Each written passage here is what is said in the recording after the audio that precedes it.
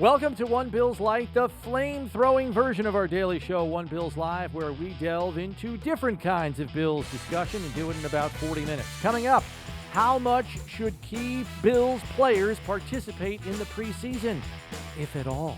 Steve gets quizzed on Bills rookie starters in the numbers game. Josh Allen's offseason quarterback coach Jordan Palmer joins us, and we ask the question, should we be concerned? Blow the whistle!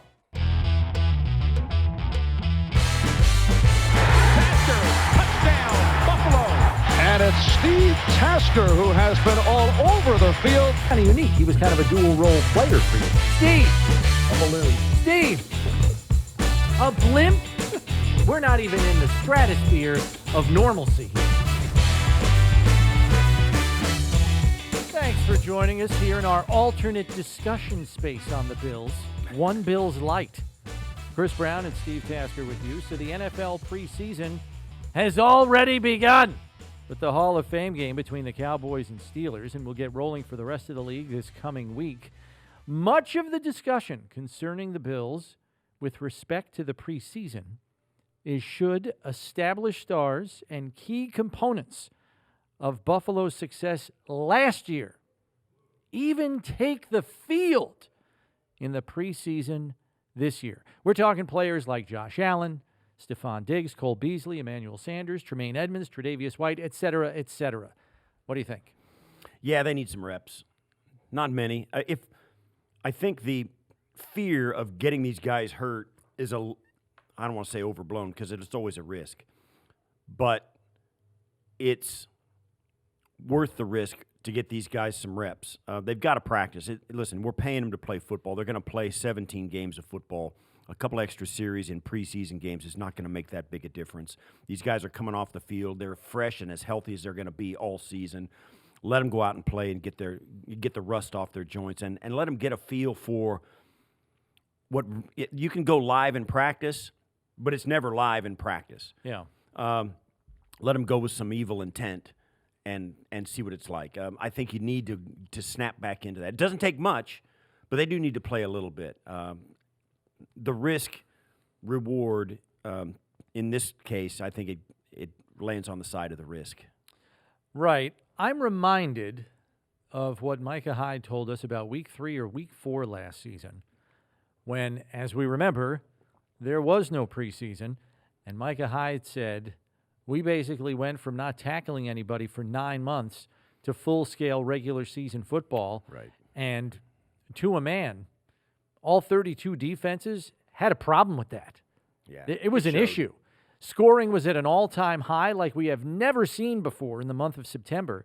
And it was because there was no preseason acclimation period for starters, backups, or third stringers to even remember how to tackle at full speed until they were on a regular season field and the games counted. So I agree with you, Steve. I think there is a measure of reacclimation to the speed of what is close to regular season football. One other thing they get to be reminded of is the officiating.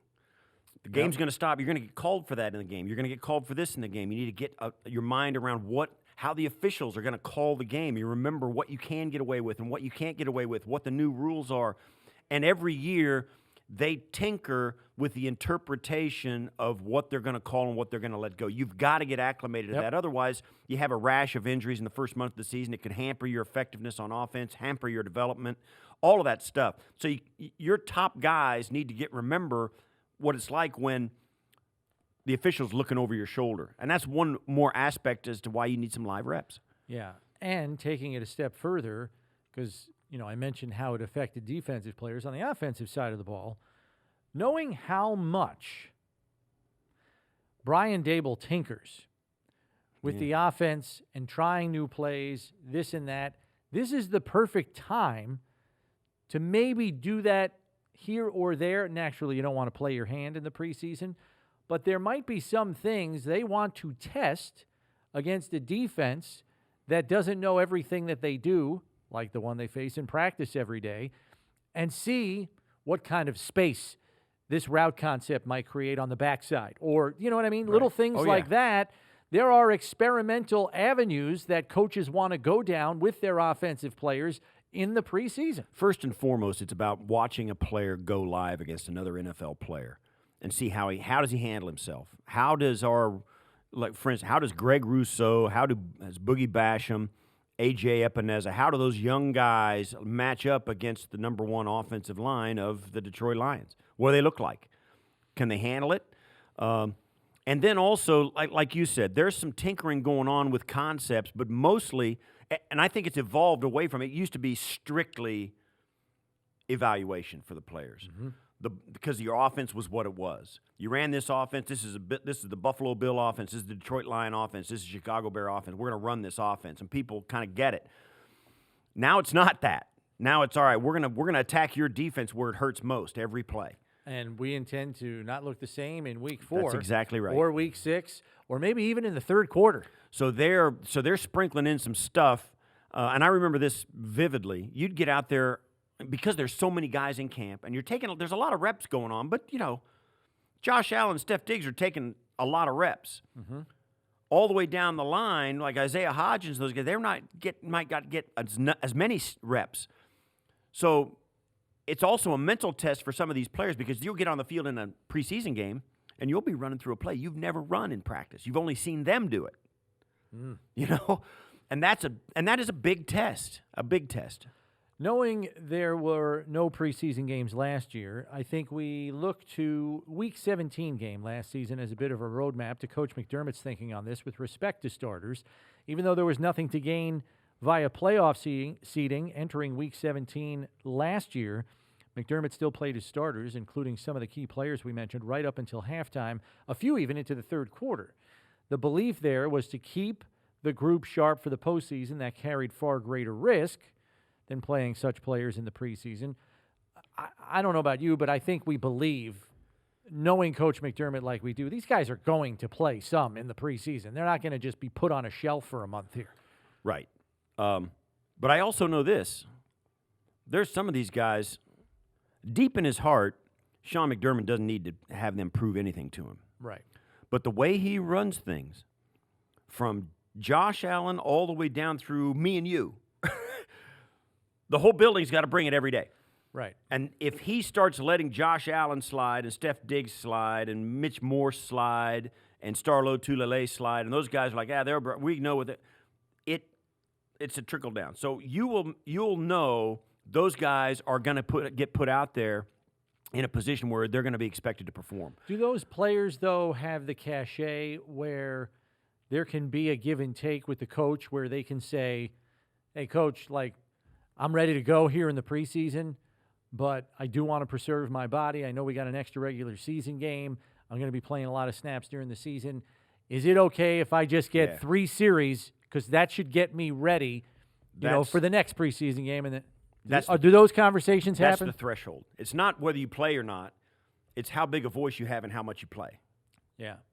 Yeah. But like a Diggs, for example.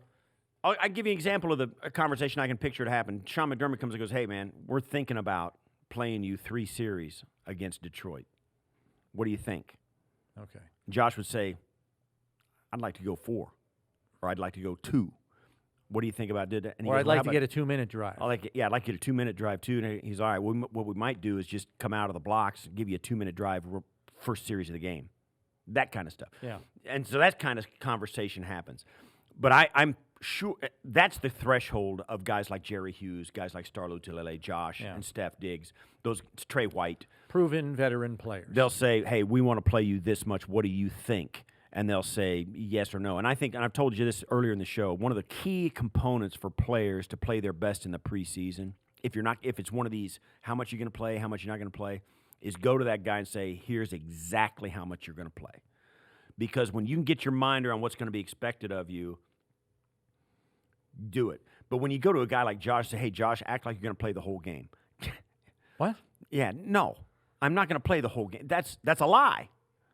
Don't do that. Just tell him. Say, listen, we're thinking about, and the grayer area there is, the more uncertain the guy is and the more uncomfortable it is. Just say, listen, if there's 0-1 left in the first quarter and we get the ball back with 1 second left, you're going to go out and finish that drive. If you come out of the game at 12:30 or at 3 minutes to go in the first quarter, they get the ball in the quarter turn, you're done. As long as that says first quarter and we have the ball, you're in. Other than that, you're out.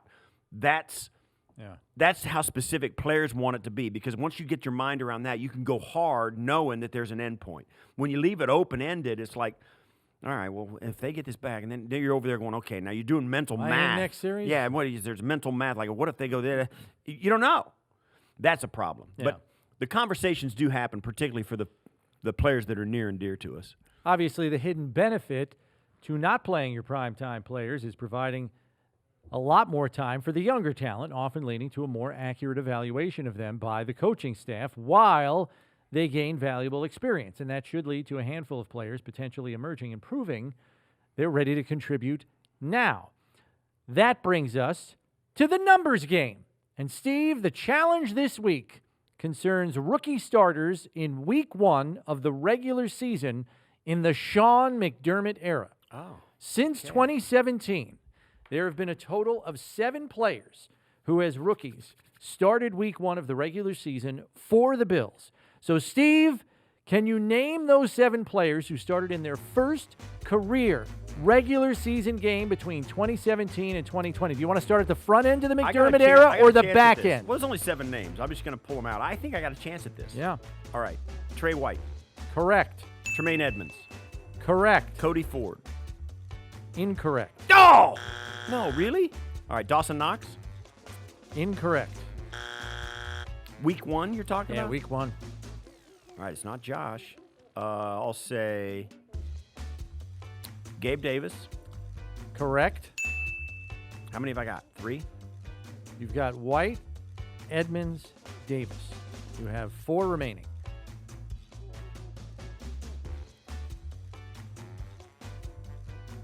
Harrison Phillips. Nope. Oh, Ed. Ed Oliver, correct. That's 4. 4, you got 3 to go. Oh, I thought I was going to do better. Levi Wallace? Nope.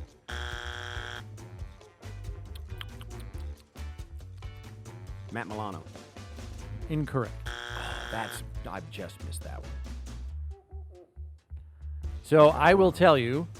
Devin Singletary? Devin Singletary is correct. You've got 2 to go, Steve, and I will tell you, in the interest of being fair, we are counting special teamers in this. Offense, defense, and special teams. Bam Johnson. Not Bam Johnson. It's not Bam Johnson? Not as a rookie, nope. What the what? All right. Oh, Bororquez. Not Corey Bororquez. Bororquez? Nope. Not as a rookie. Tyler Bass. Tyler Bass. There you go. You got 1 left, Steve. 1 left. Come on, make the sweep. This is big. Tre'Davious White, Tremaine Edmonds, Ed Oliver, Devin Singletary, Gabriel Davis, Tyler Bass. You mentioned Cody Ford. He did not start in week 1. Ty Nsekhe started at right tackle, and then he platooned with him. Don't clutter my mind. I will tell you, go back to the earlier parts of the McDermott era. It is not someone on the current roster. Not somebody on the current roster. Yeah. I'm trying to help you with that. That's tough. A rookie who started week 1, who's not on the current roster since 2000. It's got to be 2017. Mm-hmm. You're getting warm. You're on the right track. Is it the quarterback? What? Nope. Who's number? I can't even think of his name now. Number 2. Oh, Peterman. It's not Nathan Peterman, no. He started his second year, week 1. Oh, man. Oh, it's right there. Tommy Sweeney. It is not Tommy Sweeney. It's got to be. Deion Dawkins. It is not Deion Dawkins. Oh, he was. Oh, man. Come on.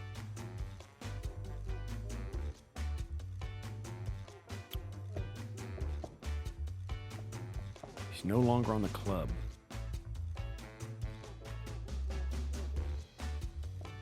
$2017. Draft pick. Yes. Oh, nice. Traded up for him. Oh, wait a minute. Now, wait. I'm not going to get it. You are going to get it. I'm not going to get He it. played your position. 2017. Traded up for him in round 2. Wide receiver. Oh, Zay Jones. Zay Jones. There it is. You got there. We had to push you over the finish line, but you made it. Good job. Yeah, those are the 7, at least according to NFL game books from week 1. I'm going right out and buying another coffee. There you go. Extra large. Let's go. Good job, Steve. Time now for our featured guest of the week. It's Josh Allen's off-season quarterback coach, Jordan Palmer, who is blowing up on the quarterback guru scene. He weighs in on the nuances of where Josh worked to improve his game this past summer. Here is Jordan. And it is now official. The team has confirmed that Josh Allen has signed a contract extension, 6 years in length, and runs through 2028. In terms of numbers, Adam Schefter is already reporting the compensation. He's saying it is a deal worth $258 million, including $150 million guaranteed. I think we knew the money was going to be big, and confirmed it is. If Adam Schefter's reporting is on the mark, and usually it is. And joining us now is someone who has been instrumental in getting Josh Allen to a level of play that would earn him a contract of this size. So I think this guy deserves at least a steak dinner from Josh. It is Jordan Palmer joining us on the line, the man who works with Josh each and every summer on the intricacies and nuances of his game. Jordan, your timing couldn't be better. How does that feel? That's got to kind of make you a happy guy, knowing you had a hand in that to some degree, right? Well, it's funny. I was wondering why you guys were late to the call, and then I got a text saying it looks like there's a deal done. I go, all right, well, that's a good excuse. That one works. No, couldn't be happier for him and his family. And I look at this through a couple perspectives. One, I've spent a lot of time with him. As the player-coach relationship. There's also just the relationship we have as he's like a little brother to me, he's family. And then also, I was the little brother of a guy who was drafted number 1, signed the biggest deal in league history at that point, and was in the room when my brother signed his first big contract extension with the Cincinnati Bengals. So I also see it from that perspective of the family. So just couldn't be happier all the way around. And I'll be honest with you. You see players. We see it all the time. Every sport, you see a player sign a massive deal where they're going to get a ton of money, but I don't know about that team, and I don't really know about that organization, and I don't know how good that team's really going to be because of all the holes everywhere else. I think the real story here is not the deal that they just got in place, Brandon Beane and Josh and the agents that were involved, but this team is really good and better than they were last year. And this is not some situation where they just paid a player and can't afford to do anything else. I think this is the hottest team in the NFL with pieces that are just continue to get addressed on all 3 phases of the game. It's so easy for fans to sit out and say $150 million guaranteed, $258 million overall. It's average like $43 million a year. But what they forget, and as we've talked about it, and even we forget sometimes, how hard he worked to make it happen. Not just at Wyoming, not just at community college, not going to quarterback camps, but once he had signed a deal that now he's guaranteed $23 million on the old deal. But now he signs this deal. The hard work that he put in year after year, you saw it firsthand, and you helped him get there. Talk a little bit about how far he came from being, a top 15 pick with some elite traits physically to being a quarterback that's in the MVP conversation. Well, there's just so many ways, so many different periods throughout his career where early on he could have given up when he wasn't having success. And then as he started to have success, really college and then the draft, and then, he's a 7th pick in the draft, multimillionaire, young 20-something-year-old the last few years. There's a lot of times when it was difficult where he could have quit. And then there's a lot of times when he had success where he could have got complacent. And, I grew up in a household where my father talked about complacency breeds failure. Getting comfortable, feeling like you've arrived, taking your foot off the gas, whatever you want to call it. As soon as you start to do that, you're heading towards failure and not completing what you set out to do. And so I look at it as a kid who fought through all those times when he could have given up. He sent out over 1,000 emails just begging colleges to give him a chance, and all of them said no. Went to a very small junior college. We all know the story, Reedling Junior College. Then went to Laramie, Wyoming. Plenty of opportunities there to hang him up or switch to baseball or start working on the farm. He never did that. And then once he, got drafted and became a multimillionaire and had some success, plenty of opportunities to take a step back and enjoy it and not put in the work and not keep that same aggressive competitive mentality that he has. And he just never did it either. And you can give him all the money in the world right now. You could have given him $500 million at signing, and that's not going to change how he's going to go about this season and what his goals are to bring a Super Bowl back to Buffalo. Jordan, I want to kind of get in the nuts and bolts. We actually had Bruce Feldman on the show last week, and I know he kind of spent some time with you guys out at your QB Summit, and he was actually looking to do a story on the Cincinnati quarterback in college that's working with you, and instead he gravitated to doing a whole piece on Joe Burrow and Josh because he was kind of fascinated, I think, by how advanced your teachings are and how you marry it with the technology that you use as well.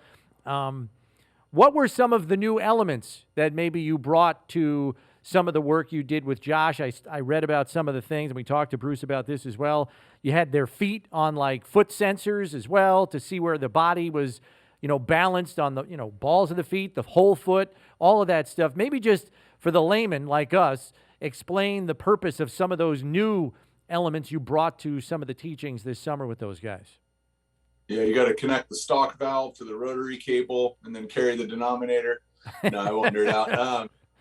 So really the technology side of what I've been, look, I train players who are the best at what they do in the world that are trying to figure out ways to get better. And I feel like I'm just a quarterback coach who's trying to get better at serving these guys. So every year, and we could talk in 3 years from now, we'll probably be talking about something different that I'm up to.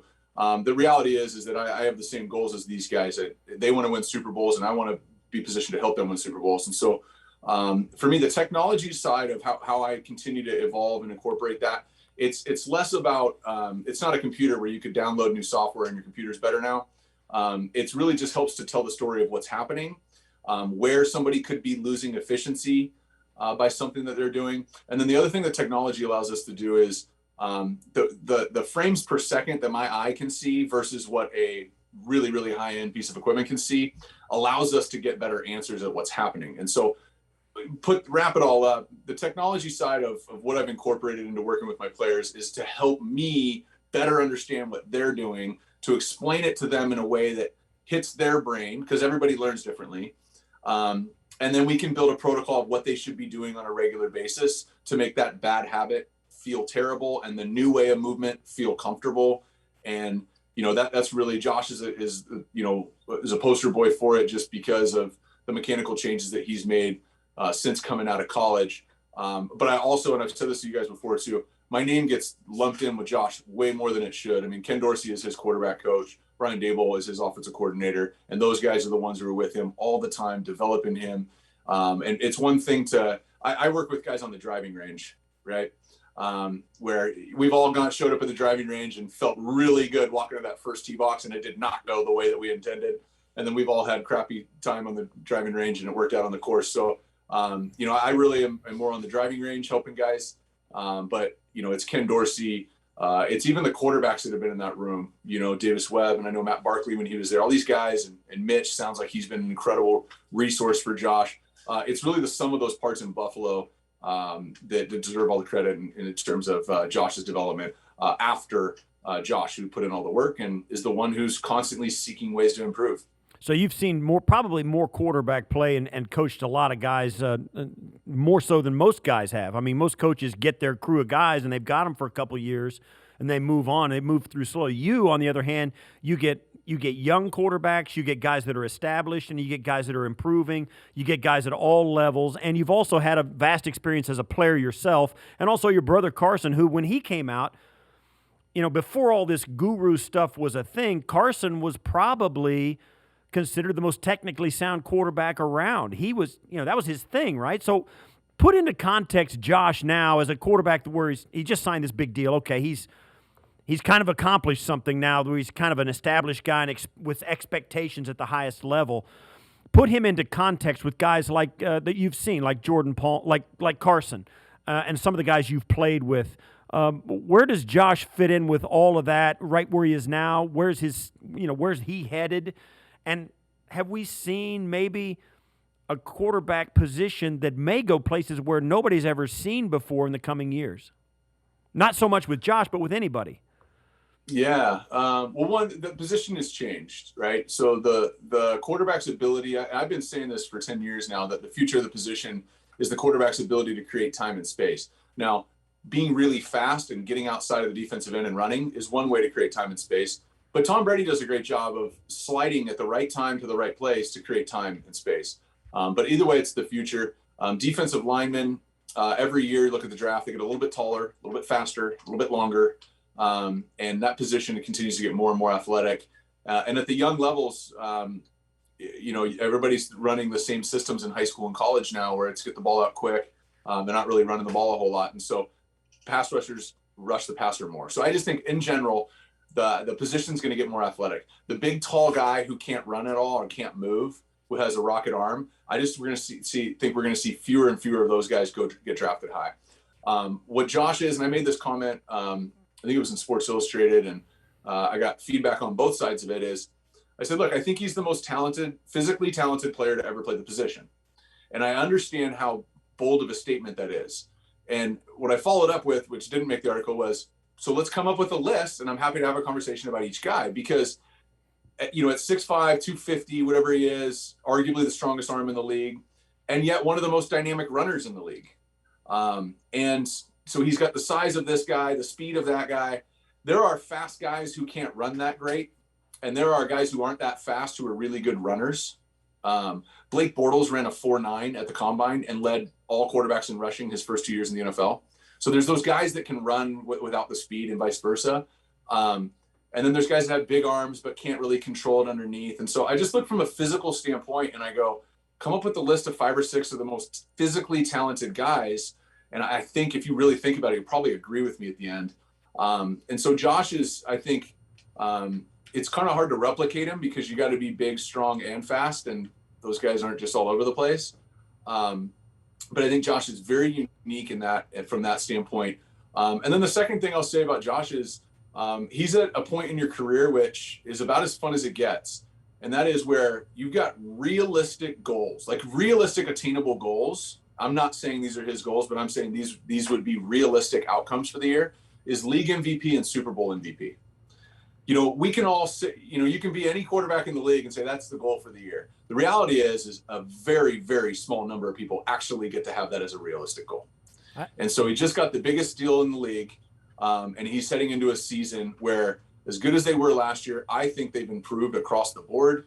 And he's got realistic goals of winning a Super Bowl and being the best player on the planet.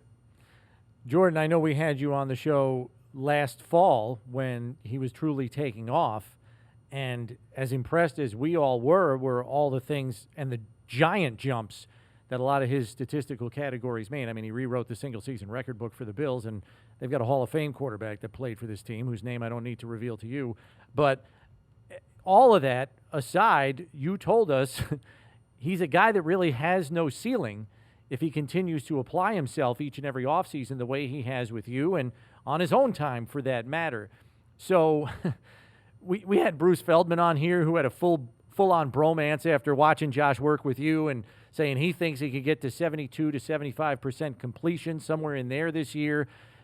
We've looked it up. I mean, and I don't have to tell you, Jordan, that's pretty rare air. I mean, Drew Brees has 7 of the 17 single seasons with 70% completion or more. There aren't many. Josh almost got there last year. You're saying he's got no ceiling. You're saying you're expecting him to have an even better year this year. Obviously, circumstances can change week to week in the NFL. We know that.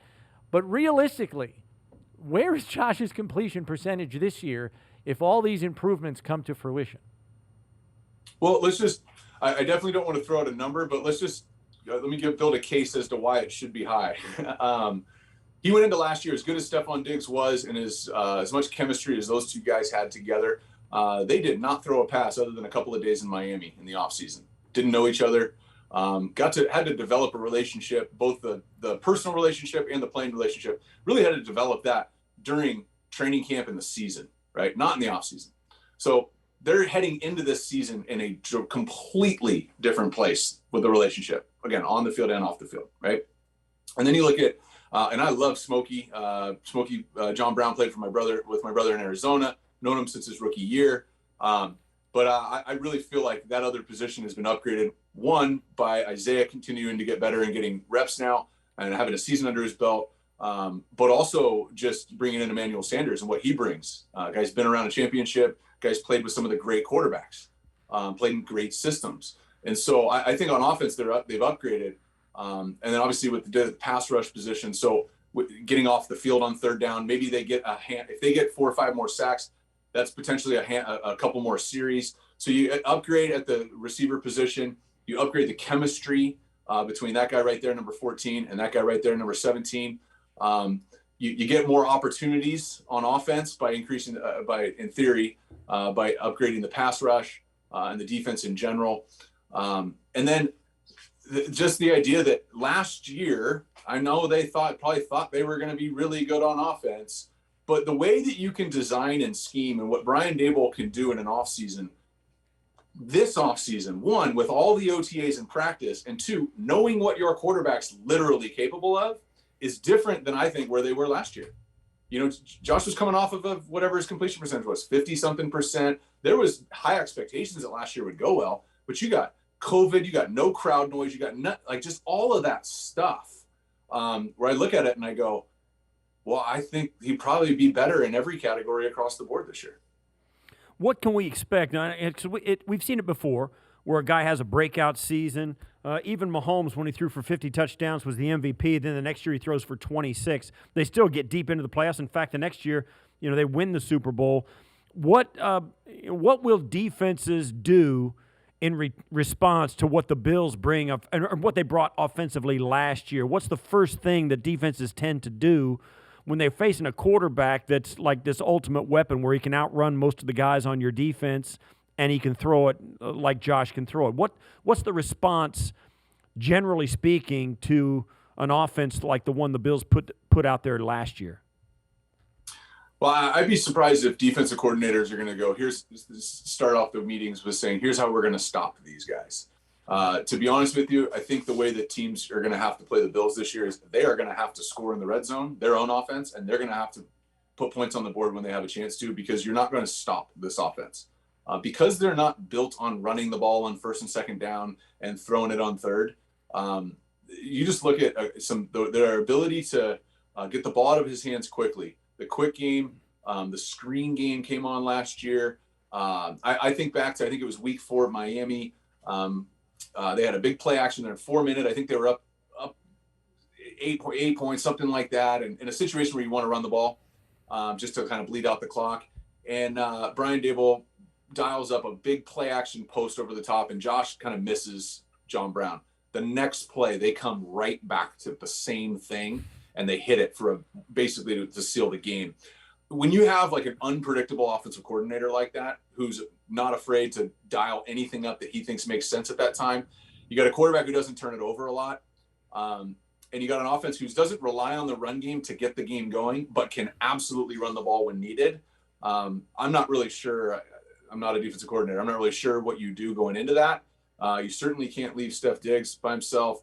And then you've got Dawson Knox and these other pieces that, if needed, can step in and make a big impact in a game. Cole Beasley's, I think, probably the best slot in the league. When you have all those pieces, I think the only thing you can do as an opponent is try and outscore the Bills. Jordan, we know that because Josh has said it, among the things on his to-do list was to kind of nail down better consistency on what he described as the in-cutting routes. It seems as though those frustrated him at times in terms of his own play and consistency. I'm sure there isn't like a hard and fast, well, this is what we do to fix it. There are different things that you guys probably ran through to try to address those as best as possible. My question to you is, how did he feel about making that a more consistent part of his game when he left you, and headed to training camp? So what we kind of do is I like to start off, whether it's him or Burrow or a lot of these other guys, is we look at, hey, pull up some clips of some things that it just felt off, whether it was a great throw, but it didn't feel right, or it was a miss. And then we try and come to a common denominator of what physiologically what's happening there. And so really common when guys, based off the drop, when they take a hitch, they move in a way that causes this front shoulder to tilt up. And when that front shoulder tilts up and now you're going to try and layer one to a spot, it's really hard to do that really consistently. These guys can all, especially Josh, he can make any throw at any time. But what we're trying to do is go 100 for 100 on everything, right? Get to a point in theory where it's always the same outcome. Maybe I just move differently, but I can always replicate the same pattern.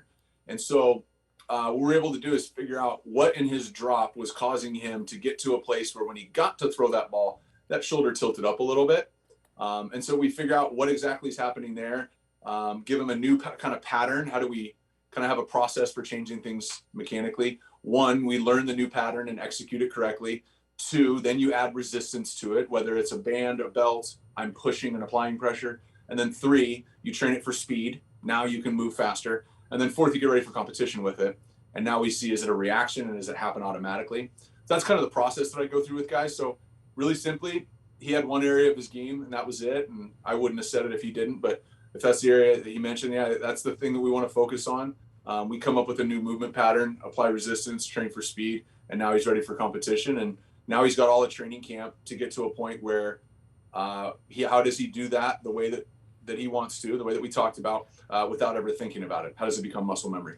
And I realize different parts of the intricacies of the game take a different number of reps, but in general, are we talking 500 reps to get that motor memory? Are we talking 10,000? Like, what's a realistic range to really reprogram some of the things we've seen Josh reprogram in his game and his throwing motion? Well, it totally varies on the guy, and it varies on how permanent of a habit that was, right? So I trained my brother the last 3 years of his career, treated him like a client, flew out to Arizona and trained him. He was 36 years old. Some of the things that we worked on were really, really hard to adjust, that little tiny simple thing that a 12-year-old might fix like that. Just because the 12-year-old, it's not a pattern yet. He hadn't been playing football very long. Yeah. And so it's a little bit that it varies and depends. You know, Josh on college, the way that he played the game, bouncing on his toes with a narrow base, which is the opposite of how he plays now. I thought it would take a couple years, but just that isolated thing was better his rookie year. You know, it only took one off season. So what I say, to make a mechanical change, a major one, to change muscle memory, you got to be two things. One, you got to be all in on the right plan. You can't be half in on the right plan, and you can't be all in on the wrong plan. Okay. And two, you've got to be athletic enough to learn the new movement. And athleticism in this case is less about 40-yard dash or how explosive somebody is. It's way more about the mind-body connection that they have. So if I say, all right, leave that left foot in the ground when you hitch, pull that right foot back underneath you. Do you feel that in your left adductor, the inside part of your left leg? A really athletic person with really good mind-body connection can feel that. Somebody without that mind-body connection, where they go, what do you mean, my leg? And it's just harder to help that person make a change really quickly. Josh is incredibly athletic when it comes to mind-body connection. So Josh can get a little bit more aggressive than some other guys can in terms of what they want to work on and what they want to address, even in a short amount of time, because of he's all in, and between Ken Dorsey and everything they do there, and then Josh and I's working relationship on the right plan, and then he's incredibly athletic in terms of the mind-body connection. So this is a safe bet if you're the Pagula family and Brandon Bean, because this is a guy who's just going to always try and figure out a thing to get better at. And he'll be able to do that really quickly. And I intend on continuing to help him find those things in my time with him for as long as he'll have me. Fascinating. Yeah, we've had last one from me. Everybody saw. I mean, you could be the most casual fan ever and see the vast improvement he made last year. The different kind of quarterback he was. Didn't run that much. His arm did the work for him. He slid. He bought some time and showed his athleticism, but they didn't call as many runs from him.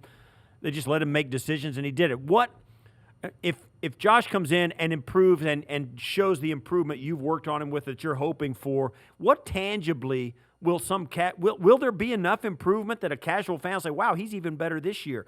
What will we see if that's the case? I don't know. I don't know if you'll be able to see it like that. Watching over the course of the season, if somebody jumps up 4% in completion percentage, that's a massive jump. But it wouldn't show you, right? It's like I see my kids every day. They look the same to me. But when my parents haven't seen them in 3 weeks, they go, oh my gosh, they look so different. Like they've grown so much since I've seen them last. So I don't know what the casual fan will be able to see, but what they're going to see is a guy that I think all we've talked about so far is physical stuff today. I actually think the biggest jump is going to be for him is going to be in how he manages situations. That's the evolution of these young quarterbacks is go from figuring out ways to win games and then go towards making phenomenal decisions at all the key points in the games at the end. And Josh is so competitive that he wants to make a play every single time. The evolution of his game as he transitions from starter to MVP caliber franchise guy, and then as he transitions into champion, whether it's this year or sometime in the next few years, as he transitions into champion, it'll be less about making physical adjustments to his game, and it'll be more about going 100 for 100 on handling really complex, tough, emotional situations the last 3 or 4 minutes of these big games. That'll be the evolution of him as a player. And I can't think of a better staff of guys between Ken Dorsey, Brian Dable, Coach McDermott to help the evolution of that. And I can talk to him about it from here, but it's those guys that are going to help him make that transition. And that'll be, I think, the difference between this team winning how many Super Bowls they win here over the course of this contract will be Josh's evolution on that side of the game. And I'd place a hefty bet on it that he does that. Well, Jordan, I'm glad the timing worked out as well as it did today for you to join us here on a really special day for Josh. I know you're happy for him, having him as your client. Let me know if you need us to pass along your steak preference, whether it's Delmonico, bone-in ribeye, whatever it is, because at the very least, he owes you a steak dinner for some of the work you've done with him. It's been great to see him evolve and become such a franchise guy for this team. Thanks, Jordan. Yeah, I definitely got to make it out to a home game this year. Now there's fans back in the stands. I need to go visit Bills Mafia for sure. Yeah, that sounds good. We'd be happy to have you. Thanks, Jordan, for the time as always. We appreciate it. Thanks, guys. Congrats. All right, Stephen, our closing segment here, we ask the question, should we be concerned? we present a few scenarios the Bills are dealing with and assess whether it's something that could turn into an issue. Here we go. An issue. 2 Bills linemen who could both be starters missed the first week of training camp in Deion Dawkins and Ike Butker. They've also had John Feliciano out of the lineup, knowing injuries and absences compromised the effectiveness of their offensive line last year. Should we be concerned? No, not yet. Not yet. The COVID things will pass. They'll be back when they're ready, and they'll be better for it. They'll be now. When they come back, Ike Butker, Deion Dawkins, one thing you have to remember, they left before training camp, just before training camp. So they haven't really practiced at all. So they come back, the team's going to be in full pads. That's a big jump. So you can see one of those guys tweaking something or having a tempo problem with practice and injuring themselves because of it or being injured because of it. Feliciano, I think he'll probably be out a short period of time. Now, they did sign a couple of offensive linemen to cover for these guys being out, and I get that. But I do think it's going to help the coaches evaluate what they've got behind those 3 starters. I mean, those are Ike Butker was, if you consider him a starter, which he did last year at the end of the season. Feliciano, of course, and of course Deion Dawkins. It gives them a chance to evaluate who they got, particularly guys like Spencer Brown and Tommy Boyle. So I think it's actually a plus that those guys are sitting for a minute. It's not a concern. Yeah, I'm not terribly concerned either. You get past preseason game number 2, and if you still have nicks and things and guys are in and out of the lineup, well, then I might harbor a little more concern for this. But knowing the time on the job that the majority of these guys have had together, I don't think there's cause for concern at this juncture.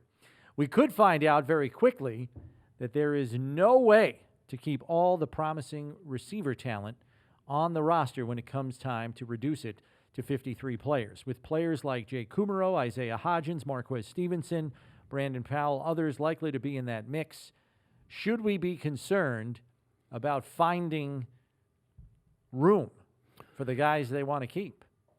I don't think so. Not with the way the practice squad's been expanded and the 53-man. And you and I have gone down the numbers. There's a possibility in a way they can keep 7 wide receivers. They keep 7 wide receivers. They'll have plenty of guys. Even if they keep 6 and stash a couple on the practice squad and protect them, there'll be plenty of talent there for Josh to have guys that can roll through if indeed there's a rash of injuries at the wide receiver spot. I think, I think there's going to be enough room for these guys. And there's been some talk of maybe the Bills have enough guys and show enough guys in the preseason that other teams would want to poach them, and Brandon Beane could get some draft capital in return for trading these guys to other teams in the preseason. That's a slim possibility. Yeah, slim. Things are moving too fast in the preseason for teams to go out on a limb and say, "Hey, I want that guy, that guy." They haven't seen enough, and they've got enough of their own evaluation processes to go on. But no, I think they could possibly keep 7 on the active roster and 1 or 2 stashed on the practice squad. 8 or 9 guys, that's plenty. Yeah, and I know that most people are of the opinion that there are 4 locks at receiver, with that being Diggs, Beasley, Sanders, and Davis. I think Isaiah McKenzie is making a pretty strong case for himself through the first week of training camp. He has been solid and consistent. That's 5 already, but I agree with you. The saving grace here is the expanded practice squad of 16 players. Without that, they'd really be up a creek and risk losing a player that maybe is in their future but is not in there right now. You know what I mean? You don't want to let quality players go. And we've talked about it all off season. This is a deep, talented roster. It's going to be hard to make. Guys like Jake Kumaro, Marquez Stevenson, Isaiah Hodgins, Fournier he's been good. So they've got some guys, no question. But we'll see. Having too many good guys at one position is a plus, not a minus under any circumstances. Same question, but for the defensive line. Some quality players may get caught up in a numbers game there. It's almost like you're forced to compromise your own roster depth. Should we be concerned? We're talking about people like Darryl Johnson, Harrison Phillips, Justin Zimmer. Yeah, because as deep as we think we are at wideout, they're deeper on the D line of guys that are very either proven quality players, maybe not top elite players, quality players, and they're neck deep in them. They go 8 or 9 deep, and some of them have been productive for this team, like Bam Johnson, Harrison Phillips, and Justin Zimmer. Well, and that's the point I'm making, because it's not only the fact that they are quality role players. You've invested development time in these players as well. It's got to kill a coach that knows that this player can give us value. We just don't have a spot for him. That's right. That's the crusher. And I think the D lineman on this team, I think that is the most competitive position battle of camp, with bar none. It is with the draft picks they've got, the young players that they can't get. They can't give up on Ed Oliver. They can't give up on A.J. Epinesa. They're not going to give up on the 2 draft picks, Basham and Rousseau. Well, where does that leave Justin Zimmer, Darryl Johnson, Harrison Phillips? Where does that leave those guys? And that doesn't say anything about Jerry Hughes and Starlo Tulele and Vernon Butler. Yeah. I mean, they're neck deep in them. Yes, defensive line. That's a concern for some of the players who were those, 6th or 7th rotated guys in. No question about it. It is, I think it might be trickier there than at receiver. I think it is. I think it really is. There's going to be some tough calls there, because you're going to be asking yourself, do we only keep 4 DTs? Can we count on F.A. Obata to be a position flex player and tackle? Can Carlos Basham hold up if we move him inside in pass rushing situations? Is he a position flex that can afford us to keep maybe 1 less at DT so we can keep 1 more end that offers more position flexibility? A myriad of questions that have to be answered there by the coaching staff and the personnel department. It's the most up-in-the-air position rotation battle because they do rotate those guys through, but man, oh man, they're like 12 or 13 deep for a spot where you might keep, 9? Yeah, it's going to be very compelling, no question about it. And the preseason games will probably help in creating the separation that the coaches need to see to make those decisions even just a little bit easier. That'll do it for this edition of One Bills Lite. Remember to subscribe on your podcast platform so you know when the next episode is available for you. You can also watch and listen to us on the Bills YouTube channel. And remember, whenever there isn't enough time for our 3-hour show, One Bills Live, there's always enough time for One Bills Lite. For Steve Tasker, I'm Chris Brown. We'll see you next week, everybody.